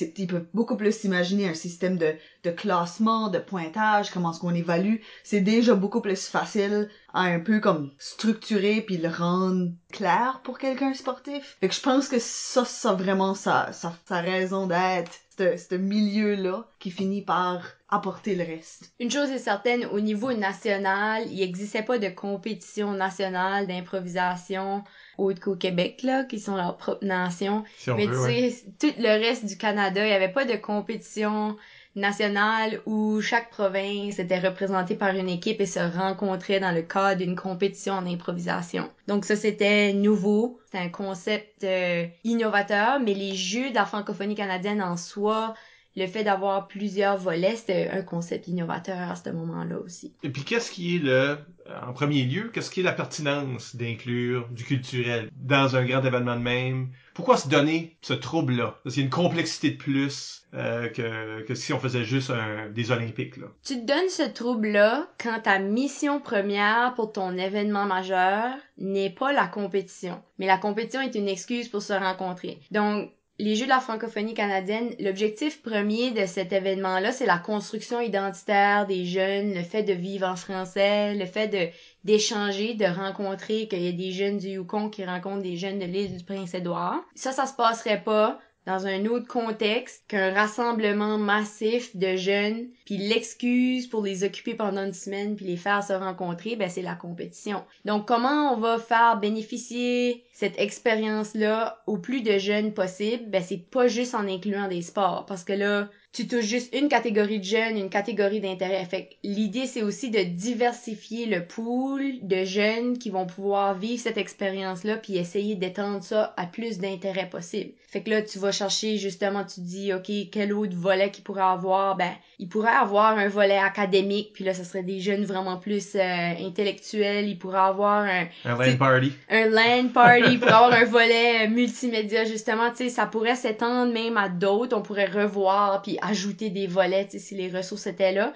Parce que l'objectif premier de l'événement, c'est pas la compétition, c'est pas qui gagne la bannière à la fin, c'est la rencontre, c'est le pendant, c'est la construction identitaire, le fait de vivre une semaine en français, des activités que t'aurais pas eu la chance de vivre avec quelqu'un d'une autre province ou d'un autre territoire. Ou peut-être pas du tout parce que t'es tellement en minorité dans ton coin que... Tu l'aurais vécu en anglais. Ouais, ou c'est juste pas possible de rencontrer d'autres équipes, là. C'est ça, t'es trop éloigné, t'es trop... donc, je pense que c'est là que ça commence. C'est vraiment comment on peut rejoindre le plus de jeunes possible. Puis c'est en diversifiant les activités qu'on va faire pendant ces événements-là. Puis dans notre cas ici, ben aller chercher des jeunes en impro, c'est plus facile à organiser qu'une compétition de théâtre, si on veut. Mais ça va chercher quand même la crowd de théâtre un petit peu. Les gens qui veulent faire du théâtre improvisé, ben la compétition d'improvisation se porte très bien à des jeux, comme que Isabelle le mentionnait, parce que c'est facile de faire une compétition, parce que c'est facile de l'encadrer. Tu peux envoyer les règlements, puis les jeunes peuvent s'organiser entre eux autres sur l'heure du midi, puis ils apportent un adulte, puis c'est ça, là, ils jouent de l'impro. Fait que je pense que l'impro est l'art qui se porte le mieux à des événements d'envergure, justement parce que, oui, ça reste subjectif, mais il y a une forme de compétition qui vient avec l'impro, qui vient pas avec d'autres arts. Ben, Elisa Mel, sur Twitter, nous avait demandé, c'est quoi les avantages d'intégrer un événement d'impro dans nos événements? Est-ce que tu penses que c'est... Ben, au point de vue de... Je sais que tout de suite, on parle de pourquoi, là, mais au point de vue de comment, oui, comme l'impro, c'est plus simple à organiser que un tournoi d'art visuel, là, ou une compétition d'art visuel. Mais c'est aussi parce que... Qu'on fait aussi dans ces jeux-là, là. Exactement, on l'organise aussi, donc c'est juste plus facile à organiser, à planifier. Il y a une structure qui existe, qu'on connaît bien au Nouveau-Brunswick, en fait, puis qui s'applique maintenant au reste du Canada pour les Jeux de la francophonie canadienne. Il y a une structure qui rend ça aussi le fun pour les équipes à venir voir, comme l'impro, c'est plaisant, c'est drôle. C'est stressant pour les joueurs, là, mais c'est quelque chose qui est c'est entertaining. Puis Ça devient un peu un spectacle aussi. Dans le cadre de l'événement. Comme un match de volleyball peut être un spectacle pour les fans de volleyball, tu sais. Je pense que l'impro se porte vraiment bien à des événements majeurs, justement parce que il y a un aspect aussi qui relève du spectacle puis qui relève de la compétition, d'où l'éternelle question: est-ce un sport? Est-ce un art? On le saura jamais, on dirait. C'est rien de ça, apparemment. Non, c'est ça. Là, c'est ça. Élise demande aussi quels sont les avantages pour l'improvisateur qui participe. Donc, est-ce qu'il y a quelque chose que tu penses, toi, en tant qu'improvisatrice, plus que sportive, je sais pas? Ouais. T'es sportive aussi, tu fais du roller derby, ça c'est pas incorporé dans des jeux, mais... c'est pas une discipline au jeu de l'Acadie. Mais c'est physique pareil. Oui. C'est sportif pareil. Et en fait, les deux, justement. Est-ce qu'il y a vraiment un avantage, comme pour un improvisateur ou une improvisatrice, y a-tu quelque chose que t'aurais en participant au jeu de la francophonie, par exemple, que t'aurais pas si t'avais été en athlétisme ou en soccer? Ah, c'est une bonne question. Je pense que ça dérange pas dans quelle discipline que tu participes, que ce soit l'impro ou que ce soit l'athlétisme. Participer à l'événement majeur en tant que tel va t'apporter comme énormément comme individu en termes d'échanges puis en termes de rencontres. Je pense pas que l'impro apporte plus que l'athlétisme dans ce cas-ci, mais si l'impro était pas là, on priverait des joueurs d'impro de cette expérience-là. Puis c'est là que je crois qu'il est vraiment important de sensibiliser les organisateurs de grands événements. C'est juste de dire comment vous voulez faire vivre votre événement à plus de gens possible, c'est de diversifier justement la population à qui tu veux offrir cet événement-là. Ça fait que je pense que pour les Jeux de l'Acadie, par exemple, je l'ai tellement dit souvent parce que dans le cadre de mon travail avec les Jeux de la francophonie canadienne, j'ai été aux Jeux de l'Acadie. Les gens me demandaient comme « Ah, quelle année t'as fait les Jeux? » Puis je disais « J'ai pas fait les Jeux parce qu'il y avait pas d'impro. » S'il y avait eu de l'impro aux Jeux de l'Acadie, quand j'étais jeune, j'aurais été en impro beaucoup plus jeune. J'aurais commencé plus tôt. Fait que ça m'aurait apporté plus comme personne parce que il y aurait eu un intérêt dans ma communauté aussi à organiser l'impro dans les écoles. Il y aurait eu l'intérêt à aller aux jeux régionaux. Il y aurait eu l'intérêt à faire une équipe d'impro à mon école. À Rivière-Verte. À Rivière-Verte, même si j'étais la seule. Non, mais vous avez la petite expérience que vous avez eue. On aurait essayé d'aller aux jeux régionaux avec ça, tu sais. Ben oui.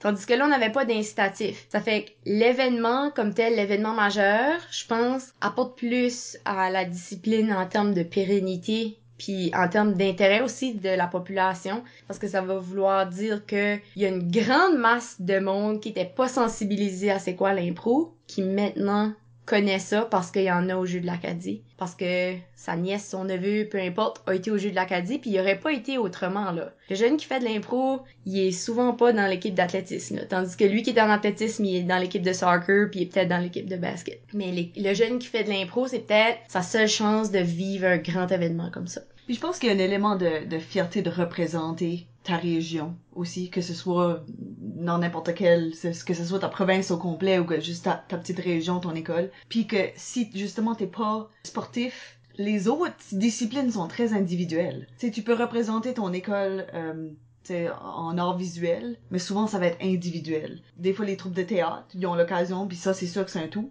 Mais représenter sa région, son école, c'est rare pour des personnes qui sont pas sportives. Puis cette expérience-là de faire partie d'une équipe, d'aller vivre ça ensemble, d'aller partager des échanges intenses avec d'autres personnes, ça c'est quelque chose qui manque beaucoup à cette sorte de personnes-là. Je pense qu'il y a aussi une interaction qui est faite en impro que tous les sports n'ont pas. Le jeu lui-même est une interaction verbale. Un échange. T'es sur la glace en train de bâtir quelque chose avec l'autre, là, toute la gamique de on n'est pas contre, on est ensemble, parce qu'il faut bâtir quelque chose ensemble malgré la compétition. Et un peu à l'image de ce que les jeux essayent de faire. Puis si t'es un match de volleyball, ben moi j'aime parler au volleyball, là, comme si j'étais au filet, j'aime ben oui. trash talker la personne. Mais ça c'est pas le même genre de chose. C'est pas le même échange, non. Mais tu sais, comme cette idée-là que même sur la glace, t'as pas le choix que d'interagir, que de faire une amitié, que de bâtir une chimie avec quelqu'un de l'extérieur, tandis qu'au sport, c'est beaucoup plus un face-à-face. La rivalité est plus... Ouais, tu restes avec ton équipe, tu te mélanges pas. Pendant le jeu, le mélange se fait pas vraiment, tandis que tu peux comme sortir d'un match d'impro puis faire comme j'ai trippé jouer avec cette personne-là, puis t'as devenu ami avec la personne ça glace pendant que t'étais chacun des personnages autres. t'as ça dans cette compétition-là que t'as pas nécessairement dans d'autres choses. Tu fais pas du jazz dans d'autres disciplines. Peut-être pas, non. Autre que musique. Mais c'est vrai que c'est une compétition sociale. C'est vraiment un drôle de fuzzy ligne, parce que on est un petit peu tous sur la même équipe versus le public. Puis ça crée des liens d'amitié forts, même avec du monde de d'autres régions que tu connais pas, qui est censé être ton rival. Vous apportez d'excellents points, mes chers. On a participé aussi à ces choses-là Oui, pour donner oui. notre propre CV. Moi, j'étais en charge du volet d'improvisation En 2017. là, sous ton leadership. J'aimerais remercier ton équipe, publiquement et officiellement, It's on the record. dans un podcast très niche. Je vais leur renvoyer le lien. Faudrait qu'il écoute comme 1h30 avant d'avoir. Ben, c'est un bon bout avant que je dise merci à Mélanie. Mais n'empêche. Mais j'ai aussi fait le même travail pour les Jeux de la francophonie en 99, qui était tout un haria, je dois dire, parce que c'est la première fois qu'il y avait cet essai-là. L'événement comme tel, là. Pas juste l'impro, là. Ouais, l'événement Toute la chose. l'événement avait eu de la difficulté à avoir son financement, puis tout ça, puis c'était un petit peu précaire. Moi, d'ailleurs, j'avais été demandé de consulter. Ah, on fait la discipline d'impro, peux-tu nous répondre des questions? Et ça, c'est vite devenu, peux-tu t'occuper du volet d'impro en entier? Et là, ça, ensuite, c'est devenu, peux-tu t'occuper du volet culturel en entier? Là, j'ai dit non. J'ai dit non. Je peux pas tout... Non. Non. Non. Je vais m'occuper de l'impro, par exemple. Mais là, en plus, c'est que tu sentais à ce moment-là, les équipes de certaines provinces avaient jamais vu ça. J'avais tu sais, ils nous imposaient des arbitres de chaque province aussi, qui est bien correct. Mais il y a du monde là-dedans qui avait jamais arbitré d'impro. Qui avait jamais vu un match d'impro, puis là, il allait l'arbitrer. Ou il allait jouer, il était coach d'une équipe qui savait comment assembler pour les besoins.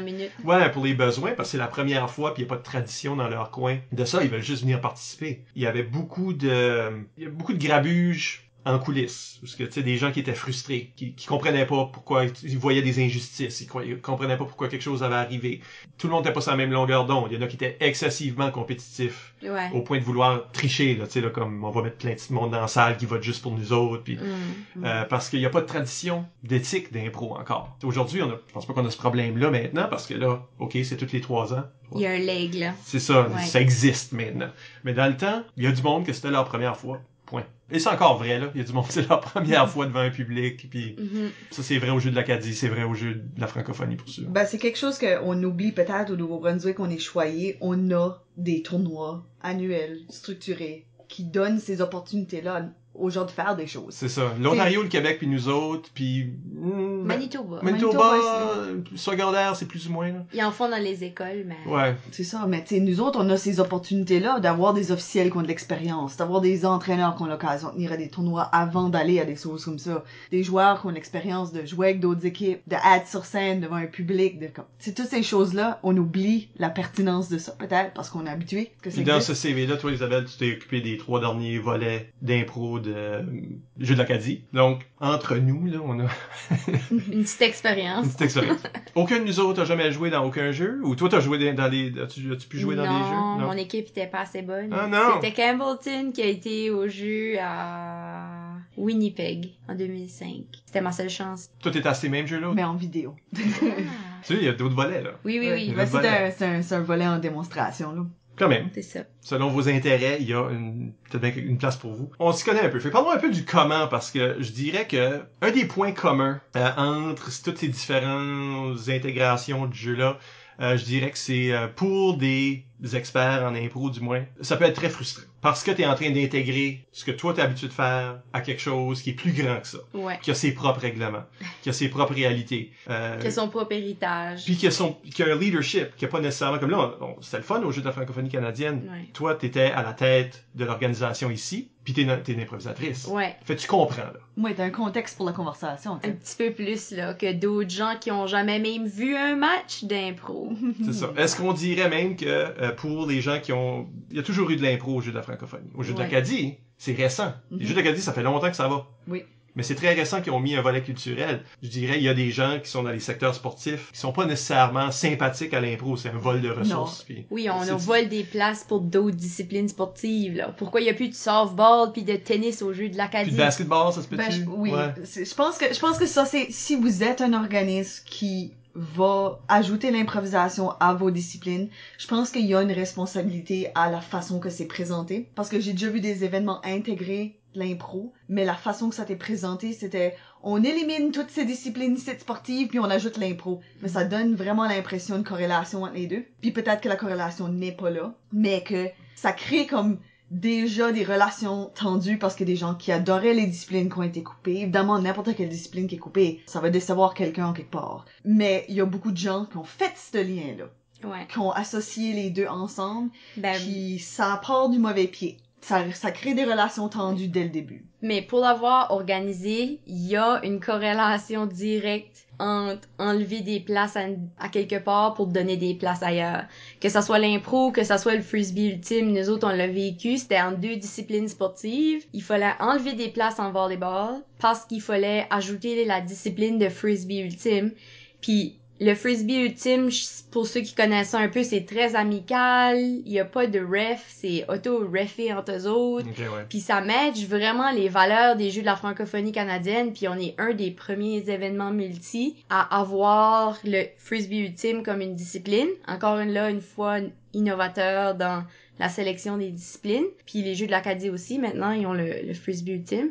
Parce que c'est un sport qui se prête parfaitement au contexte d'avoir une rencontre, puis c'est amical, il y a le team spirit qui est vraiment important, puis à la fin, c'est le sport qui ressemble le plus à l'impro en termes de camaraderie. Ça fait que nous autres, il a fallu couper des places en volleyball pour donner des places en frisbee ultime, puis la corrélation directe était là, les gens en volleyball étaient pas contents. Fait que je pense que l'impro puis le volet culturel aux Jeux de l'Acadie a un peu subi ça. Puis c'est pas à cause que c'est l'impro, c'est juste à cause La journée que... qu'ils ont décidé qu'il y avait un volet culturel, on savait qu'il fallait qu'ils... Oui, On allait... le Death Wish à certains sports. On allait sacrifier le tennis au Nouveau-Brunswick. C'est presque ça que ça représente pour des coachs en tennis, parce que comment ils vont aller chercher ou comment ils vont aller recruter les jeunes, comme ça va être quoi la motivation de jouer au tennis pendant 1 an si je peux pas aller aux Jeux de l'Acadie? Quand c'est ça mon niveau, comme je serai jamais un joueur professionnel de tennis, là. Ou peut-être que j'aurai jamais le goût d'être un joueur professionnel de tennis parce que j'aurai pas le goût de pratiquer parce qu'à la fin de l'année, j'ai pas les Jeux de l'Acadie. Tu sais, pis ça l'a tué le softball dans plein de communautés, là. Au nord-ouest du Nouveau-Brunswick, il y a plus d'équipe de softball, puis avant, c'était une discipline très, très forte au nord-ouest. Les étoiles de Saint-Léonard, là, les filles de Saint-Léonard, là, ça peut pitcher des balles, là. Puis c'est à cause que c'était les meilleurs, parce qu'à chaque année, ils allaient aux Jeux de l'Acadie, puis Madawaska Victoria défendait, puis performait là-dedans, mais il a fallu qu'on le coupe parce qu'il y avait pas assez d'intérêt dans d'autres régions. Puis il y avait peut-être plus d'intérêt pour un volet culturel, qui est pas une mauvaise chose, mais à un moment donné, il faut faire des sacrifices. Puis là, va falloir continuer à se battre pour que l'impro reste. Puis il va falloir continuer à faire comprendre au monde que l'improvisation, ça l'apporte énormément à ces jeunes-là, puis c'est plus important. Là, après ça, on se bat pour garder notre discipline. Fait qu'à un moment donné, peut-être que tu vas être de l'autre côté de la médaille, puis il va y avoir une nouvelle discipline alternative là, qui va arriver, puis tu vas dire pourquoi on sacrifie l'impro. Je peux pas croire qu'ils vont jouer Smash aux Jeux de l'Acadie. Ouais. Puis que ma discipline va en souffrir. L'impro va en souffrir. Absolument. Ça pourrait arriver. Ben, je pense que la preuve, c'est, si tu le regardes dans le sens contraire de ça que ça a apporté à l'impro, être ajouté. Parce que justement, être enlevé les impacts dévastateurs, être ajouté ça, un impact tellement fleurissant dans toutes les régions. C'était extrêmement rare d'avoir des équipes d'impro dans les écoles primaires. C'était occasionnellement, certaines écoles primaires avaient des moments d'impro, des sessions d'impro et c'était là, puis c'était quand même très rare ça. Jusqu'à aujourd'hui, où est-ce qu'il y a quand même une grande portion de la province qui ont des écoles primaires qui ont de l'impro. Puis ils vont pas toutes nécessairement aux jeux régionaux, mais ils ont de l'intérêt, c'est le bâti. Puis ça a développé significativement ce groupe d'âge-là, ça donne des gens qui sont beaucoup plus forts, qui se rendent au secondaire, qui ont déjà 1 an, 2 ans d'expérience par le temps qu'ils se rendent là. Fait que les deux sont vrais. Ouais. Se faire enlever est complètement dévastateur pour une discipline. Nous autres, ça nous tuerait complètement. Sur le fait que même le développement des écoles secondaires, ça peut arriver overnight. Là. C'est les campus universitaires jouaient de l'impro. Dans ces régions-là, il y a eu des équipes au secondaire relativement tôt, donc Moncton, Edmundston, Shippagan. Mais autre que ça, pas vraiment. Puis ce qui est arrivé, c'est qu'il y a une émission de télé qui était atroce, là. Je veux dire atroce, c'est vite dit. Mais il y a une émission à Radio-Canada qui a intégré de l'impro. On parle d'intégrer de l'impro dans des événements. Mm-hmm. Ça, c'était d'intégrer de l'impro dans une émission jeunesse. C'était un show d'1 demi-heure où il y avait des entrevues culturelles. Tu sais, là, l'émission de service de Radio-Canada qu'on a par ici. C'est vraiment ça, c'est ça que c'est. Et dans ça, il y allait avoir 3 impros de jouer. pour que ça soit le fun, c'est des équipes du secondaire qui venaient. Puis pour faire sûr que ça arrive, il y avait un voyage à Montréal là, qui était associé à ça. Un peu comme... Il y avait un incitatif. Hein. Pareil comme la raison que tu aurais joué à Génie en herbe dans ces mêmes temps-là. Si tu te rendais à Nouveau-Brunswick, ben t'allais à Montréal. Fait qu'il y avait le voyage à Montréal sur la ligne. Il y a plein de monde qui ont créé des équipes pour ça, pour se rendre à Branché, qui était le nom de l'émission. Fait que t'allais à Branché, qui est une des pires expériences d'impro que j'ai jamais vécues. Pas de la bonne impro. C'était pas bien encadré. Au lieu des bandes de hockey, là, pour pas voler le copyright de la LNI, là, j'imagine. Ouais. C'était un ring de boxe et comme de fait, t'étais là-dedans pour te faire taper dessus. Aïe, aïe, aïe. C'était qui crie le plus fort. Puis là, il y avait des juges qui étaient des gens de la communauté, là, du monde du pays de la Sagouine, mais pas dans le temps, mais ce genre de choses-là, des comédiens, là. C'était Luc Leblanc assis là. Oui, oui. Puis ok, Luc Leblanc connaît l'impro, mais c'était pas tout le temps Luc Leblanc.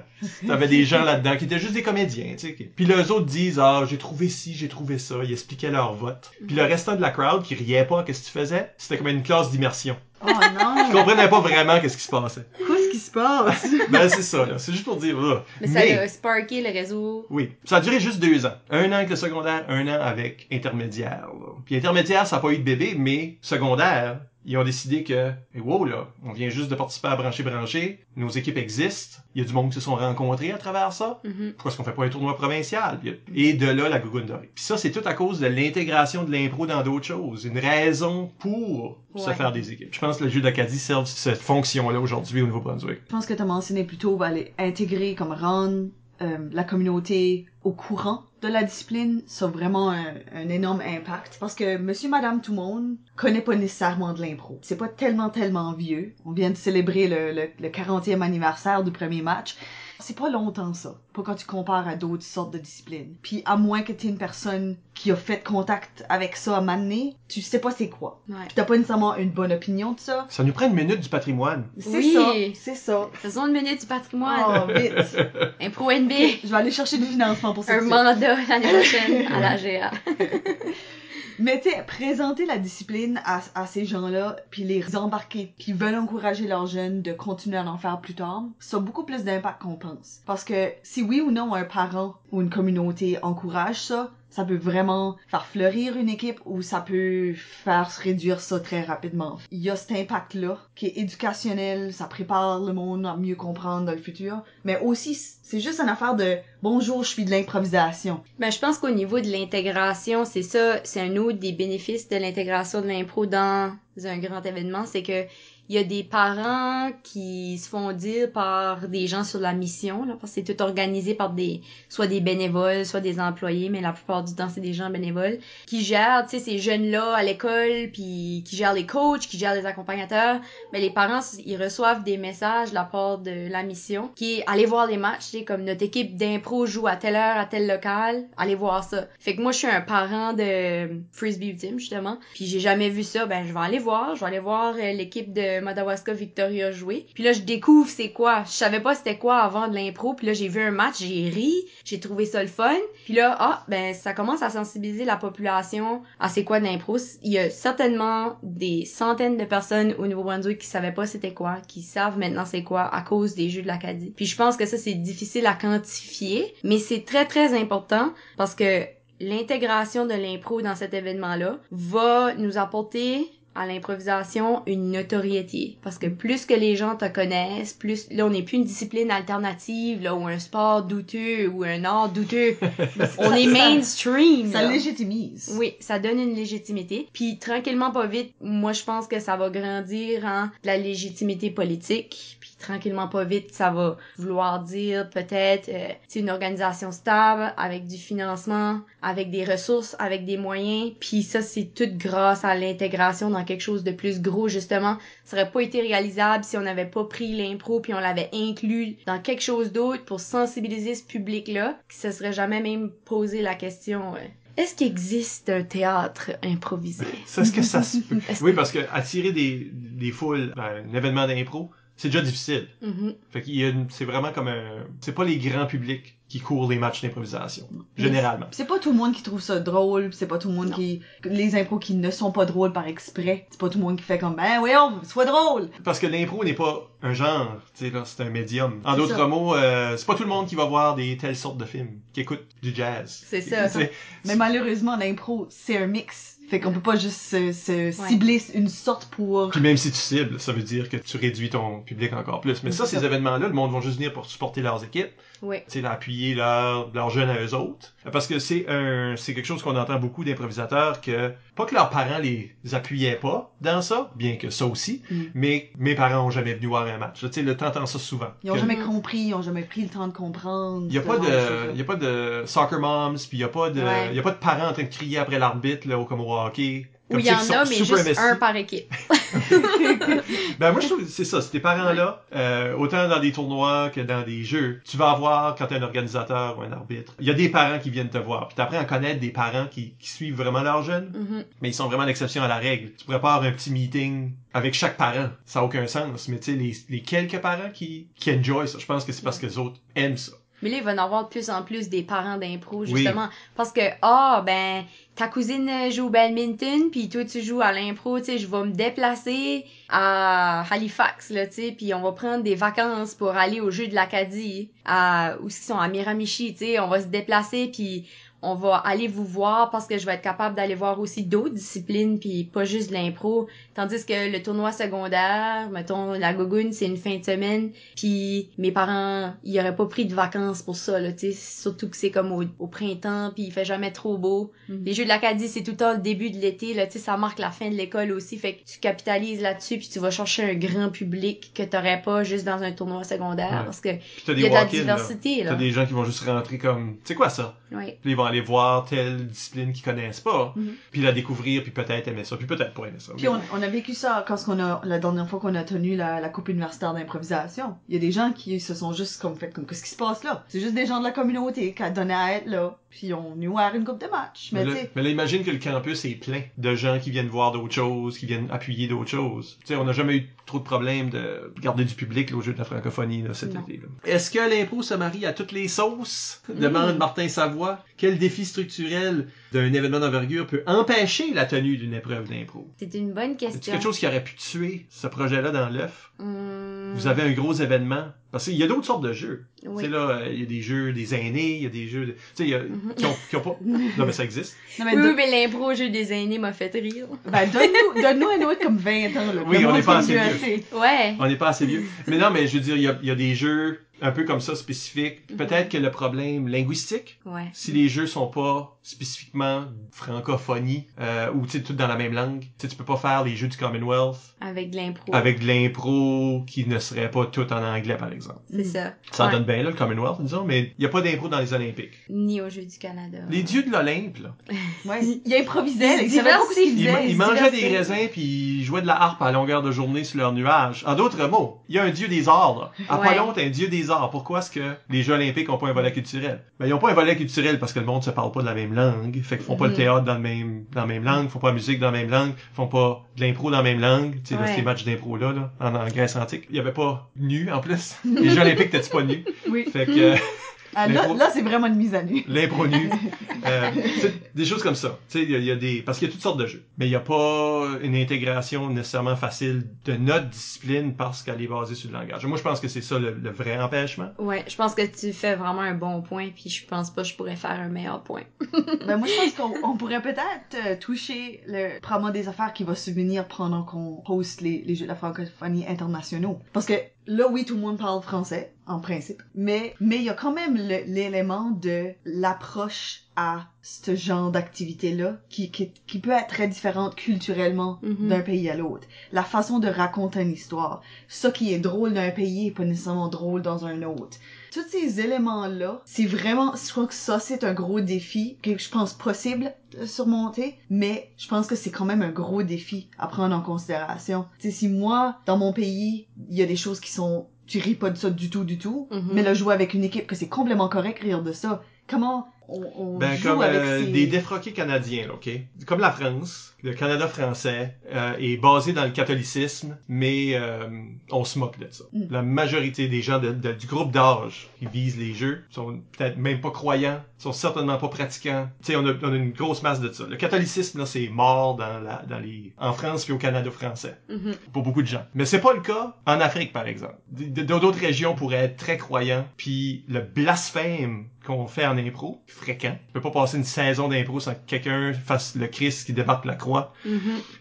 Oui, c'est pas même besoin d'être comme des jurons Non, ou non. des choses. C'est juste des Parce que moi, histoires. j'ai déjà vu une impro où ça arrivait. Samuel Chasson, quelque chose de même à l'Icume. Débarque de la croix, fait des jokes là, de trous dans les mains, s'enlève la couronne d'épines, se gratte les cheveux, comme il avait assez hâte de se gratter, des niaiseries de main. Le monde rit. Mais il y avait comme quelqu'un dans la salle, je me souviens très bien, là, quelqu'un à l'osmose qui était super pratiquant. La croix en bois là, autour du cou, là, tu sais, comme le monde le connaissait comme quelqu'un de très religieux. Il avait bu, là, je veux pas dire qu'il était comme complètement un wreck, là, mais il était en train de pleurer à chaudes larmes pendant cette impro-là. Il était dans la salle, en train de pleurer. Puis moi, j'étais pas en jeu du tout. Fait que j'étais comme en arrière à quelque part. Puis je suis allé voir, puis j'ai dit, c'est correct. Puis il était comme, c'est pas correct ça, c'est pas correct. Comme ça l'avait profondément affecté.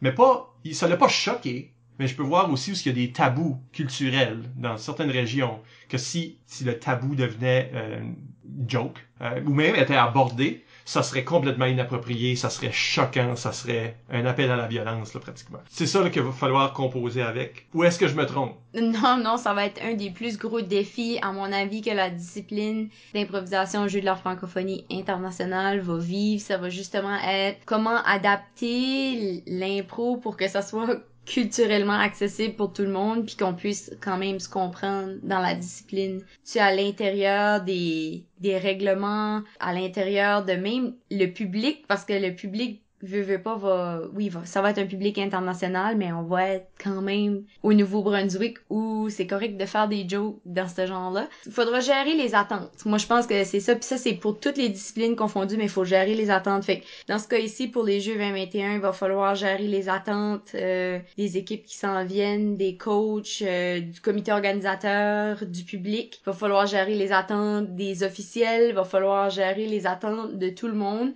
pour faire sûr que les attentes de tous vont refléter le genre de compétition qu'on va avoir. Parce que si on gère pas les attentes des équipes de l'Afrique de l'Ouest, par exemple, puis eux autres arrivent ici en compteur, puis ils comprennent pas que t'as juste 3 minutes pour faire ton improvisation, tu sais, si leurs attentes envers qu'est-ce que c'est la discipline de l'impro, c'est pas clair, on va rencontrer des sérieux problèmes dans la planification de cette discipline-là. La francophonie internationale, ça va être le plus gros défi, à mon avis, d'adaptation de l'impro, mais c'est là aussi où il pourrait avoir le plus grand potentiel de développement pour l'improvisation parce que c'est international. Tu sais, on va peut-être donner le goût après ça à des gens de certains pays d'aller créer des ligues qui existaient pas avant, là, tu sais, puis même avant pour se préparer de créer des équipes, de faire des ateliers. Je pense juste que à ce niveau-là, puis pour répondre à la question un petit peu de Martin et tout, est-ce que c'est à toutes les sauces? Ça peut être à toutes les sauces si les attentes sont bien gérées puis qu'on est capable de se comprendre dans la langue dans laquelle on communique. Parce que ça, la langue aussi va être un défi. Parce que il y a certains mots qui vont être utilisés des régionalistes de chacune des régions de la francophonie qui vont être drôles ou pas, là, tu sais, puis qu'on va comprendre ou pas non plus. Fait que, même au niveau de la converse, il faudra gérer les attentes des équipes. Juste l'Acadie puis le Québec, des fois sur la même scène, ils se comprennent mal. Fait que... Faut vraiment que tu t'attises là puis tu penses à tous les aspects. Comme même juste, est-ce qu'il y a des régions qui seraient pas à l'aise qu'on les touche? Il y a peut-être certains pays que ça serait très mal vu de toucher quelqu'un que tu connais pas bien. Tu serais extrêmement mal à l'aise puis bouleversé par ça. Mais faut vraiment que tu donnes le devoir de s'asseoir là puis faire ce qu'il faut prévenir. Faut penser à tout au complet puis voir toutes les contingences possibles. Puis tant que tu fais ça, je pense que c'est possible d'intégrer de l'impro à tout. Avec peut-être l'exception linguistique, comme tu as mentionné. Mais je pense que faut juste que tu te mets la pâte, l'expression avec la pâte. Puis la mets à la pâte. Mets à la pâte! Puis faut que tu activement comme fasses un effort. Parce que si tu fais juste garrocher de même, ça va être un désastre. Mais nous autres, on a un travail de recherche aussi, mais tu sais, je pense que ça peut paraître comme une montagne à ce moment-ci, mais il y a des mécanismes qu'on peut mettre en place d'échange, de communication avec les pays qui s'attendent d'apporter une équipe en impro pour justement poser les bonnes questions, puis s'assurer que les attentes de tous sont sur la même page, puis je pense que ça va demander plus de préparation à ce niveau-là parce que aussi c'est Nord en démonstration, donc ça veut pas dire que ça va revenir dans les prochaines éditions. Fait qu'il y a un gros travail de mise en place qui existe pas parce que C'était pas là la fois d'avant, ça sera pas là la fois d'après. Fait qu'il y a un travail d'extra à faire parce que c'est une discipline en démonstration. Mais je pense que c'est très réalisable si on garde une excellente communication avec les pays, les États de l'OIF qui s'attendent d'apporter une équipe, puis qu'on est en constante communication avec eux pour voir justement qu'est-ce que tu comprends, qu'est-ce que tu comprends pas, puis poser les bonnes questions justement. Qu'est-ce qui est tabou dans votre pays? C'est quoi votre style d'humour? Nous autres, c'est du sketch. Ben, est-ce qu'ils comprennent c'est quoi un sketch? T'sais, est-ce qu'on envoie des vidéos de sketch à tout le monde pour expliquer un peu c'est quoi? T'sais... Puis faire la même chose dans le contraire, envoyer des vidéos de contes pour les autres et ça dans leur tête. Oui, parce que tu vas te retrouver dans des... C'est ça l'affaire, hein? C'est pas des comparés. Parce que moi, je vais faire mon sketch, puis toi, tu vas faire ton conte, puis toi, tu vas faire ton stand-up, je sais pas qu'est-ce qui est à ça. On joue ensemble. Faut jouer ensemble. Faut trouver une façon de marier ces affaires-là, puis que c'est pas brusquant, puis... Et que moi, je suis dans ton compte maintenant, puis toi, t'es dans mon sketch. Ouais. C'est ça, là, il y a quelque chose. Parce que ça aussi, j'ai une autre histoire d'osmose, parce qu'on avait... la licume m'a donné, je jouais à l'osmose. Puis le bouncer à l'osmose s'appelait Aziz. Puis Aziz était... il venait de l'Afrique de l'Ouest, là, quelque part. Le problème, c'était que il était tout le temps à l'osmose, et lui pis ses chums, ils écoutaient pas quand on avait un match. Ils parlaient entre eux autres. Ils faisaient un bruit, là. Fait que, vu qu'on était amis avec, on était allé voir et dire, tu sais, comme Aziz, te déranges-tu, mais on est en train de donner un spectacle. Puis là, après, ça a amené à la conversation. T'aimes-tu juste pas ça? Pourquoi est-ce que vous décrochez? Pourquoi est-ce que vous êtes pas capable de juste enjoyer le show? Puis c'était vraiment ça. C'était comme, c'est juste pas notre sorte d'humour. Comme c'est vraiment comme, je comprends pas qu'est-ce qui se passe. Je comprends pas pourquoi c'est drôle.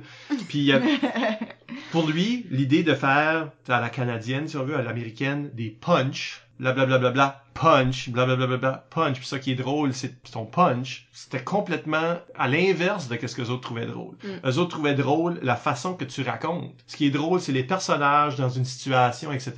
Puis pas qu'est-ce qu'ils disent, avec une intention de punch. Nous autres, c'est comme nos sketchs sont écrits comme des stand-up avec plusieurs personnages. C'est un peu ça, même quand on les improvise. Pour eux autres, c'était juste comme la situation est risible. Il y a un décrochage là où, à un moment de l'enregistrement, le FICFA vient de se terminer. On est allé voir une présentation de film et il y a un monsieur qui était africain de toute évidence, qui avait une question pour le metteur en scène qui était là pour questions et réponses. Et lui avait trouvé le film qui se voulait un film humoristique, absurde, et donc ne pouvait pas relier l'expérience du film à sa propre expérience. Pour lui, c'était... illogique, là. Pour lui, ça semblait choquant. Ou du moins, son ton semblait indiquer ça. Parce que dans sa question, c'était comme unrelatable, c'est ça. Comme ça arrive, c'est complètement absurde. Unrelatable. Qu'est-ce qui est ça? Kafka? Tu sais, comme... Mais son impression de l'humour du film avait pas traversé du tout. Nous autres, on avait trouvé ça amusant et le fun. Divertissant. Pour nous autres, ça avait marché. Puis le metteur en scène dans l'histoire était arménien, il était pas canadien. Là. Ouais. Fait que lui aussi venait d'une expérience autre, puis il y avait des choses là-dedans qu'on pognait pas, là, tu sais, qu'on pouvait pas pogner. Fait que là, t'as comme trois expériences en train, comme nous autres avec une expérience de metteur en scène qui a mis quelque chose sur l'écran qui est d'une autre culture complètement, et là, une autre personne qui est ni de notre culture ni de sa culture, qui lui a trouvé ça, je comprends pas. Je trouve pas ça drôle. Donc, j'ai perdu mon temps. Tu sais, c'est ça. Donc, on voit les différentes choses vont, en plus de comme toucher un individu différemment, vont toucher des cultures différemment. Ça va être tout un puzzle. Oh, ça va être un gros défi. Puis je pense que mais c'est vraiment ça qui est le nerf de la guerre. Parce que pour ce qui est d'adapter la formule de l'improvisation à un événement comme les Jeux de la francophonie, encore une fois, l'impro s'y prête parfaitement à organiser une compétition. C'est facile, il y a un cadre, t'as juste besoin d'une salle, des bandes, des lumières, un petit peu d'organisation, des brackets, des équipes. Mais maintenant, le réel défi pour ces jeux, ça va être la communication, justement. Tu sais, Michel t'a mis le doigt dessus dès le début. On va tous parler français, mais est-ce qu'on va tous se comprendre? Puis au niveau de l'humour, c'est une bonne question. Je pense que ça va être un bon test aussi de voir. Est-ce qu'on est réellement capable de faire de l'humour compréhensible pour tous au niveau international? Est-ce qu'il faut essayer? Est-ce qu'il faut essayer? Est-ce que c'est comme je posais toutes les couleurs? Ouais, ça peut... Je pense que chacun devrait garder sa couleur aussi, puis c'est juste peut-être qu'il va falloir adapter les règlements, manière qu'on aborde les points. Comme tu sais, là, à ce point-ci, c'est l'impro qui va devoir s'adapter, parce qu'il y aura trop de différences culturelles. Je suis d'accord. Puis beaucoup de monde qui vont faire de l'impro pour la première fois. Puis ça veut pas dire que ça sera pas talentueux, je pense que ça le sera. Mhm. Mais juste comme tout le petit côté, comment est-ce que les règlements marchent. Ouais, le technique, le réglementaire, tous ces aspects-là. Moi, ben, je voudrais pas que le monde soit frustré juste à cause de des... À cause des règlements. Ouais. Dans le fond, Martin Savoie demande une question qui s'apparente à ceci, puis je trouve qu'on a des mini-versions de cette conversation qui est énorme sur un plan international. On l'a vécu jusqu'à un certain point national, puis même à l'intérieur d'une province. Il demande, avec les différentes variations de l'impro à l'échelle nationale, les petits tweaks dans les règlements ici et là, à quel point est-ce un défi de présenter un modèle standard qui n'a pas l'air, faute d'un meilleur terme, davantage une région plus qu'une autre. Puis je pense que c'est justement ça qu'on discutait, de trouver un juste milieu, qui est peut-être pas un juste milieu parfait, là, tu sais, mais d'essayer de trouver, regarde, nous autres, on permet pas ça, mais on va le permettre pour cet événement ici. C'est-à-dire que nous autres, on donne cette partie-là, mais eux, faut qu'ils prennent une autre partie qu'à nous autres. Mais on vient de le vivre avec des jeux de la francophonie canadienne, parce que dans les éditions auparavant, les règlements étaient très changeants. Ouais, ça changeait d'édition en édition. La ville hôtesse, plus ou moins, décidait que ça allait être, ou les organisateurs d'impro décidaient que ça allait Puis, il être. faut pas oublier que même au niveau national, les règlements peuvent différer, comme une grosse différence d'ici à l'autre d'une province. Mhm. C'est extrêmement variable. On les a uniformisés, par exemple, au niveau national, puis je pense que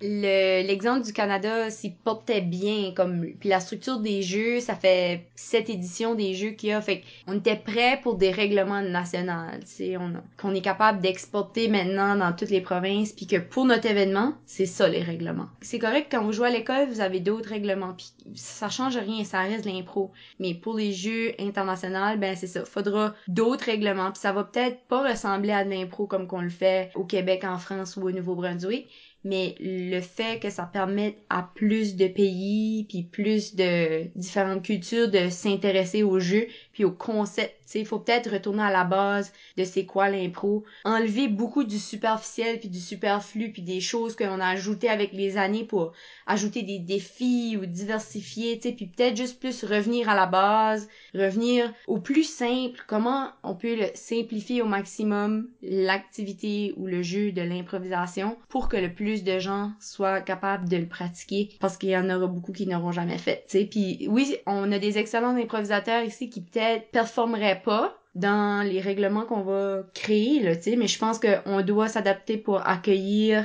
la francophonie internationale, pour justement que ça soit le plus accessible possible, le plus plaisant, avec le moins de frustration, puis en blessant le moins de gens possible, tu sais, parce que c'est pas ça l'objectif. L'objectif encore est plus grand que les jeux comme tel, ou que la compétition comme telle, ou que la médaille, c'est les échanges. Donc, comment les règlements qu'on va mettre en place vont aussi favoriser ces échanges-là, puis mettre en place une saine compétition que tout le monde va comprendre, tu sais, pourquoi ils sont là, puis ça veut peut-être dire des ateliers avant les matchs, avant même la compétition, des formations, des mises à niveau. C'est d'ailleurs peut-être la dernière question qu'on aura le temps d'aborder. Elle nous vient de Martin aussi, ou attends? Oui, de Martin Savoie également sur Facebook.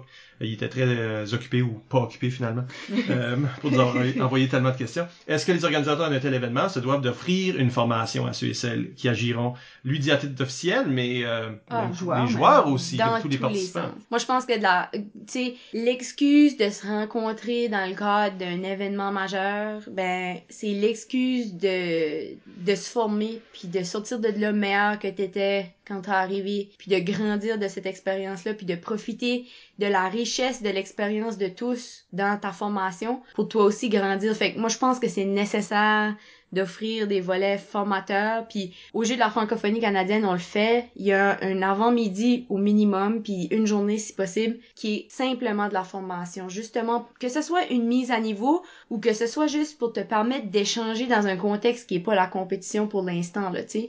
Puis prendre la richesse de chacun, puis apporter ça à ta propre discipline par la suite. Ça fait que je pense que la formation en impro, surtout, mettons, dans le futur, là, ça va être très important pour les Jeux de la francophonie internationale, pour qu'on puisse après ça avoir une saine compétition. La formation, ça va être la base, ça va être là qu'on va voir réellement s'il va y avoir des gros problèmes, là, tu sais, ça va être le vrai test run. Mais tu sais, si la formation est bien développée, puis on encourage justement les échanges, ben après ça va aussi faciliter le tournoi. T'sais, si la formation va bien, ça va arriver à un résultat. Ben, je pense que ça sécurise les gens aussi. D'avoir l'opportunité de jouer avant de vraiment commencer les vrais matchs, avoir l'opportunité de faire un premier pas avec des gens d'autres régions que tu connais pas. Déjà là, c'est rassurant un peu. C'est comme t'as cassé la glace avant de rentrer dans l'arène pour la première impro du tournoi. Puis je trouve que même si les personnes retirent la moitié d'un atelier, ben, ils ont aussi gagné cette confiance-là, cette aisance-là, on espère, à travers ces formations-là. Je pense que du point de vue d'officiel, c'est autant nécessaire. Parce que toutes les choses qu'on a discutées par rapport à, c'est rendre les joueurs à l'aise selon leur provenance. Faut que les officiels soient au courant, puis ils savent qu'est-ce qui passe puis qu'est-ce qui passe pas, puis la flexibilité de l'impro, faut qu'elle soit bien comprise de tout le monde, parce que sinon... Ça fait aussi partie de l'aspect formatif avant l'événement. Fait qu'il y aura des gens ici que pour eux, pour accueillir l'impro au niveau international, il va falloir déconstruire ce qui est leur idée de l'improvisation, puis le reconstruire. Puis il y aura peut-être des gens, faudra aller chercher des gens dans d'autres milieux, d'autres domaines, puis leur dire, tu connais pas l'impro, mais t'es excellent à ça, tu sais, t'es un conteur, puis on a besoin d'une expertise là-dedans, ça fait que viens dans notre équipe d'officiels, puis apporte-nous cette perspective-là qui est différente parce qu'il va falloir un petit peu déconstruire qu'est-ce qu'on connaît, là. Puis je sais qu'on se bat beaucoup pour justement construire un modèle qui est viable puis qui va justement être dans la pérennité, là. Mais dans le cas de s'adapter à un événement international, ben il va falloir un petit peu changer ça, mais je pense que ça va faire du bien parce que peut-être qu'on va voir des affaires qu'on n'aurait pas vues autrement, puis qu'on va dire apportons ça à notre impro traditionnelle entre guillemets, tu sais. Ça c'était vraiment intéressant, ça va peut-être nous faire découvrir des nouvelles catégories qui existent pas, ça va peut-être nous faire découvrir des nouveaux types d'humour, tu sais, on verra peut-être plus le terme humoristique de la même façon, on verra. Moi, je pense que ça va non seulement ouvrir le monde sur l'impro, mais ça va ouvrir nous autres aussi, comme improvisateurs puis comme communauté d'impro, à quelque chose de plus grand, puis ça va être comme une évolution de l'impro, si on veut. On a 3 ans et demi. Faut se préparer. C'est une histoire que les gens sont en train de te brailler. Là, chaque 15 minutes, c'est nous qui braillent. 3 ans et demi, ben là, ça va être là. Mais dans 3 ans, on va là. Mais c'est dans 3 ans, ben comme... 6 mois! Il reste 6 mois!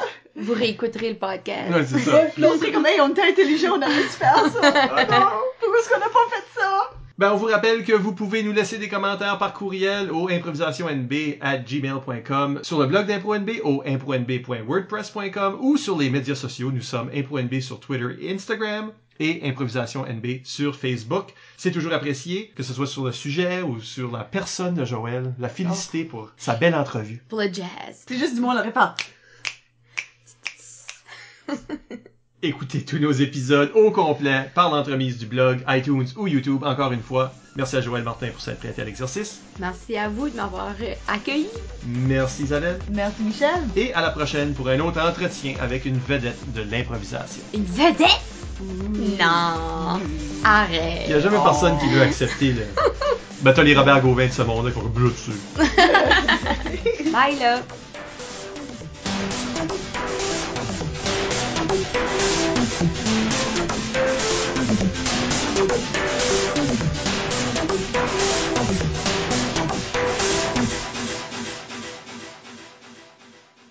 Je me prépare là, pour dire bonjour. Là. T'as ton lait de bord, t'es clair? Oui, je suis emotionally ready.